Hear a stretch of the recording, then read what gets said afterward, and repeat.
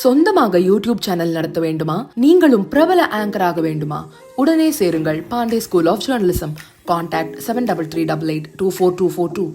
India Pakistan இடையேயான மோதலை நான் நிறுத்தினேன் என கூற விரும்பவில்லை, அதற்கு உதவினேன் என்றே கூறலாம் என்று அமெரிக்க அதிபர் டொனால்ட் ட்ரம்ப் பல்டி அடித்து அப்படியே மாற்றி பேசியுள்ளார். பஹல்காம் பயங்கரவாத தாக்குதலுக்கு பதிலடியாக ஆபரேஷன் சிந்தூர் நடவடிக்கையை இந்தியா மேற்கொண்டது. மே 7ஆம் தேதி முதல் 10ஆம் தேதி வரை இந்தியா நடத்திய தாக்குதல்களில் 100க்கும் மேற்பட்ட பயங்கரவாதிகள் கொல்லப்பட்டனர். பாகிஸ்தானின் முக்கிய விமானப்படை தளங்கள் தகர்க்கப்பட்டன.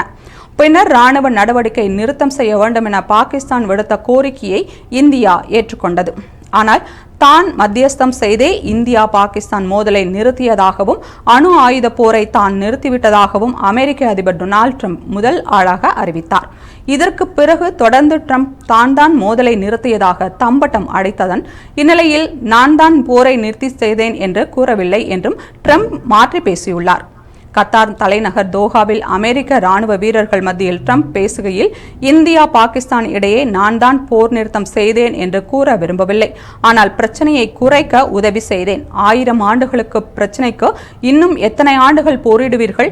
நாம் அனைவரும் உட்கார்ந்து பேசுவோம், அந்த பிரச்சனையை தீர்த்து வைக்க என்னால் முடியும் என்றேன். நாங்கள் வர்த்தகம் குறித்து பேசினோம், போருக்கு பதிலாக வர்த்தகம் செய்வோம் என்றேன். இதனால் இரு நாடுகளும் மகிழ்ச்சி அடைந்தன என்று டொனால்ட் ட்ரம்ப் பேசினார். ட்ரம்பின் மாறுபட்ட கருத்தால் உலக நாடுகள் குழப்பமடைந்துள்ளன.